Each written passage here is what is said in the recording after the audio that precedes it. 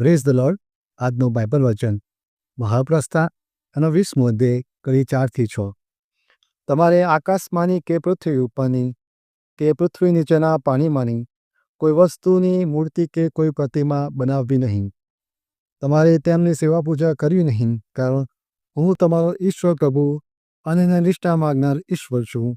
મારો દ્વેષ કરનારા પાપની સજા 3જી અને 4થી પેઢી સુધીના તેમના સંતાનોને હું કરું છું, પણ મારા ઉપર પ્રેમ રાખનાર અને મારી આજ્ઞા પાળનારની હજારો પેઢી ઉપર હું કરુણા રાખું છું. તો મિત્રો, આજના પવિત્ર વચનમાં આપણે વાંચીને સાંભળી શકીએ છીએ કે ઈશ્વર આપણને મૂર્તિ પૂજા કરવા માટે સાફ મનાઈ કરે છે. જો આપણે મૂર્તિ પૂજા કરીશું તો ઈશ્વર આપણને સજા તો આપશે જ, પણ આપણી 3જી 4થી પેઢી સુધી સજા આપશે.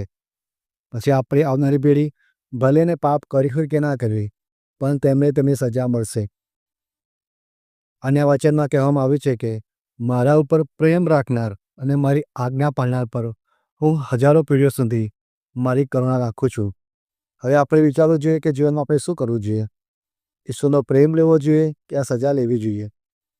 અને આ પવિત્ર વચનથી આપણા જે અમુક વસ્તુ આપણે જોઈ શકીએ છીએ કે આપણે કોઈ પણ પાપ કર્યું હોય કે ના કરી હોય, પણ આપણે હંમેશા દુઃખનો અનુભવ કરતા હોય તો કદાચ આપણા પૂર્વજોના પાપ ઊભા હોઈ શકે છે. તો આપણે દરરોજ આપણા જે પાપો ઊભા હોય પૂર્વજોના, તેના પાપો માટે માફી માંગવાની છે. જો આપણે પાપોની માફી નહીં માંગીએ તો આપણા પાપ ઊભા ને ઊભા રહેશે. પણ જો આપણે પાપોની માફી માંગીશું તો જે ઈશ્વરની કરુણા છે તે આપણા પર નહીં આવે. તો એ પ્રાપ્ત કરવા માટે આપણે પાપોની માફી માંગવી પડશે. જે પાપ ઊભા છે તે કાળા કરવા પડશે. એટલે આજથી જ આપણે જીવનમાં આ વચન આપણા જીવનમાં ઉતારવું જોઈએ અને ઈશ્વરની હંમેશા આપણે પાપની માફી માંગવી જોઈએ.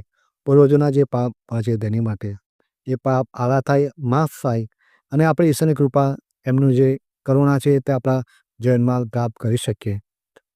તો ઈશ્વરનો આભાર કે આપણને પવિત્ર વચન આપ્યું અને આ સત્ય આપણને જણાવ્યું. જો આપણે સત્ય આપણે જીવન પર ના જાણ્યું હોત અને આપણા પાપ ઊભા ને ઊભા હોત તો આપણે કદી પણ ઈશ્વરની કરુણા પ્રાપ્ત ન કરી શકત. એટલે ઈશ્વરનો આભાર કે આપણે તેમની કરુણા કેવી રીતે પ્રાપ્ત કરી શકીએ તે આ વચનમાં આપણે જોઈ શકીએ છીએ. ઈશ્વરનો ખૂબ ખૂબ આભાર આજના પવિત્ર વચન માટે.